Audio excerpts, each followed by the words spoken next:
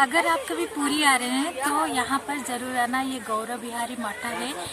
पुरी सी बीच रोड से 20 मिनट का रास्ता है। आप यहाँ ज़रूर आइएगा अगर कभी आ रहे हो तो।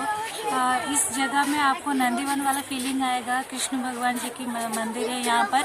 और आप यहाँ व्यंजन द्वादशी के दिन आप यहाँ पर ज़रूर आ सकते हैं। बहुत ही वेराइटीज़ के खाने प्रसाद यहाँ पर मिलते हैं। तो कभी भी आइएगा उड़ीसा पुरी, और ये मठा आश्रम आप जरूर आइएगा। देखते हैं हमारे साथ मजा उठाइए।